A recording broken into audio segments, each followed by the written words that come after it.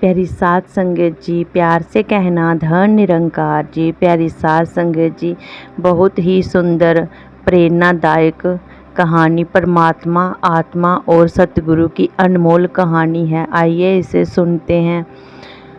बहुत बहुत पुरानी बात, जब ये धरती, आकाश, चांद, सूरज, तारे कुछ भी नहीं थे, केवल एक ही सत्ता थी, परम पिता परमात्मा निरंकार की। चारों ओर बस उसी ही की ज्योति, शांति थी, सुख था, आनंद ही आनंद था। परमात्मा के पास अनगिनत आत्माएं थी। एक दिन पवित्र, शांत, निर्मल और आनंद में लीन आत्माएं भी अपने परम पिता परमात्मा के साथ खड़ी खुशी से रह रही थी। परमात्मा ने एक दिन सोचा, मेरी ये प्यारी आत्माएं सिर्फ मेरे साथ रहती हैं, ये संसार में जाएं, अनुभव करें, खेले कूदे, जीवन का आनंद लें। यही सोचकर परमात्मा ने इस पूरी सृष्टि की रचना की। धरती, आकाश, चांद, सितारे, नदियाँ, पहाड़, पेड़ पौधे और मनुष्य शरीर, आत्माओं को इस सुंदर संसार में भेज दिया। शुरू शुरू में आत्माएं बहुत खुश रही, जीवन बहुत सुंदर था, सच्चाई, प्रेम और शांति से भरा हुआ। पर धीरे धीरे आत्माएं संसार के मोह, माया, लोभ, गुस्सा और दुख में उलझ गई। वह अपना असली घर, अपना सच्चा परम पिता परमात्मा निरंकार सब भूल गई। तभी परमात्मा को दया आई।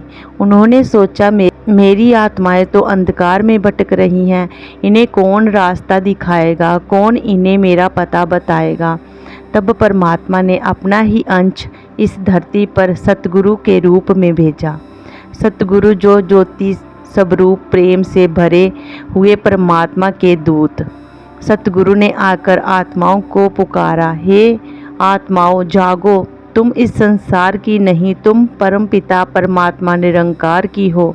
असली सुख संसार में नहीं, अपने मालिक के घर में है। जो आत्मा सतगुरु की शरण में आई, सतगुरु ने उसे परमात्मा की याद दिलाई, भक्ति का रास्ता दिखाया, प्रेम और करुणा की रोशनी दी। सतगुरु ही वो सेतु बने जो भटकती हुई आत्मा को फिर से परमात्मा की गोद तक पहुंचाते हैं। सतगुरु के बिना आत्मा खुद रास्ता ढूंढ ही नहीं सकती। आखिरकार जो आत्माएं सतगुरु की राह पकड़ लेती हैं, उसके जीवन में फिर सच्चा आनंद आ जाता है, उसका अंधकार मिट जाता है और वह फिर से अपने प्यारे परम पिता परमात्मा निरंकार से मिल जाती हैं। ये कहानी हमें एक बहुत बड़ा संदेश देती है। हम आत्माएं इस संसार की नहीं हैं। हमारा असली घर तो परम पिता परमात्मा निरंकार की गोद में है।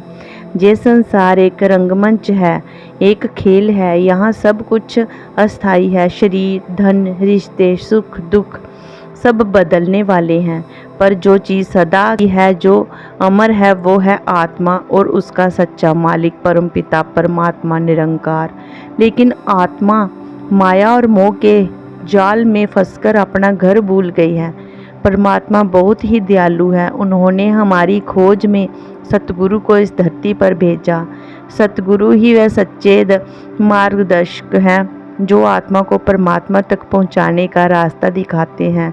बिना सतगुरु के आत्मा अंधेरे में ही भटकती रहती। जो आत्मा सतगुरु की शरण में आकर उनके बताए रास्ते पर चलती है, वहीं सच्चे सुख, शांति और परमात्मा के मिलन का आनंद पा सकती है। जीवन में सच्चा सुख, शांति और मोक्ष सतगुरु की शरण और परमात्मा की भक्ति में ही छुपा है।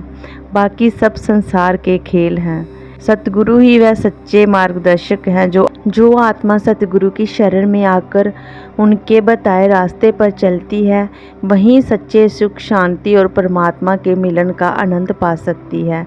इसीलिए प्यारी साध संगत जी, सतगुरु के दिखाए रास्ते पर चलना ही हमारा कर्म बन जाना चाहिए और सतगुरु की सिखलाई के ऊपर चल के ही हम इस परम पिता परमात्मा निरंकार की शरण में आए हैं, तो इसी के होकर रहना है और जहाँ का भी आनंद लेना है और परम पिता परमात्मा की शरण में रहकर ही ये आनंद मिल सकता है।